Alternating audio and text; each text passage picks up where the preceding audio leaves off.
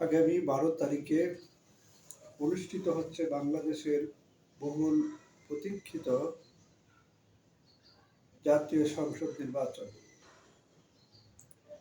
এই সংসদ নির্বাচনে বাংলাদেশের মানুষের জন্য সবচেয়ে যেটা দরকার সেটা হলো একটা পরিবর্তন নিয়ে আসা। স্বাধীনতার 54 বছর পরে আমাদের দেশে কিন্তু উল্লেখযোগ্য কোনো পরিবর্তন হয়নি। আমরা সেই গতানুগতিকভাবে এমন লোকদেরকে সংসদে পাঠাই যারা আমাদের দেশটাকে বানিয়েছে তাদের ব্যবসার হাতিয়ার। এদেশে তারা রাজনীতি করে ব্যবসার জন্য, তাদের কোনো ছেলে সন্তান, তাদের পরিবারের কেউ বেশিরভাগ ক্ষেত্রে এদেশে বাস করে না। তারা উন্নত জীবনযাপনের জন্য পৃথিবীর বিভিন্ন রাষ্ট্রে বাস করে, কিন্তু তারা স্লোগান দেয় সেটা নাকি তাদের জনসেবা। দুঃখের বিষয়, এই জনসভার নাম দিয়ে যখন যে দল ক্ষমতায় এসেছে তখন সে দলেই হাজার হাজার কোটি টাকা বিদেশে পাচার করেছে, কিন্তু মানুষের ভাগ্যের পরিবর্তন সামান্য হয়েছে। গরিব দুঃখী অসহায় মানুষ দিনের পর দিন বঞ্চনার শিকার হয়েছে।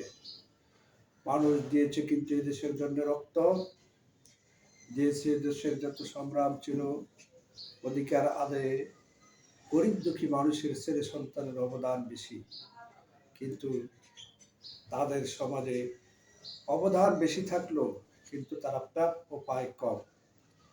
আজকে সুবর্ণ সুযোগ এসেছে এই স্বাধীনতার 54 বছর পরে নতুন প্রেক্ষাপটে 5ই আগস্ট গণঅভ্যুত্থানের পরে মানুষ যে ভোটের জন্য অপেক্ষা করেছিল, আগামী 12ই তারিখ সেই প্রতীক্ষিত ভোট অনুষ্ঠিত হওয়ার কথা রয়েছে।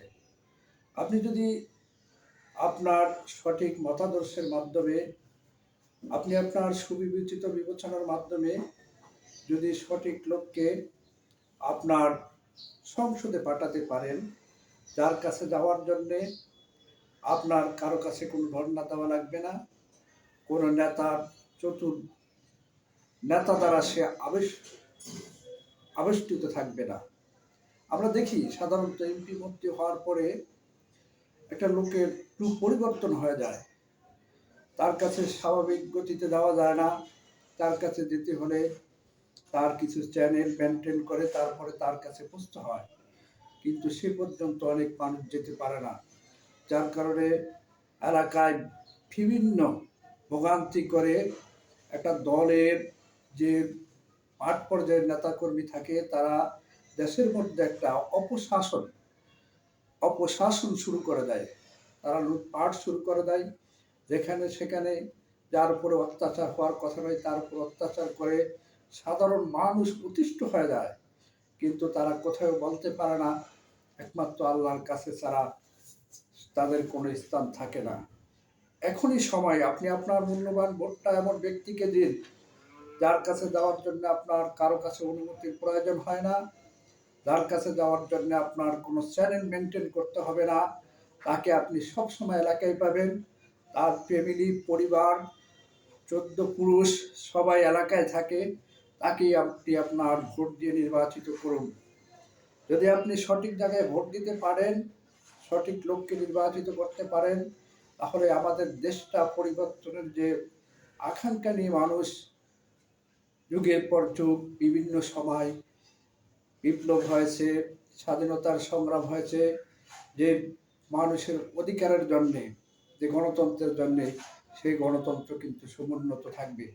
আর আপনি যদি ভুল করেন, আপনার ভুলের কারণে যদি ভুল কোনো প্রার্থী নির্বাচিত হয়, আপনি প্রতীক দেখে নয়, এমন ব্যক্তিকে দেখে নির্বাচিত করুন যে সৎ, যোগ্য, নিষ্ঠাবান এবং এলাকার মানুষকে সম্মান করে এবং শিক্ষা, বিশেষ করে শিক্ষার প্রতি যার অনুরাগ আছে, গুরুত্ব আছে। কারণ আমাদের দেশটা ধ্বংস হয়ে গেছে মূলত আমাদের শিক্ষা ব্যবস্থায়, যে 16-17 বছর যাই বলেন যে 2000 ফখরুদ্দিন মঈনুদ্দিন থেকে শুরু করে এই যে আজ পর্যন্ত আমাদের শিক্ষা ব্যবস্থাটা সেভাবে কিন্তু আর চলছে না।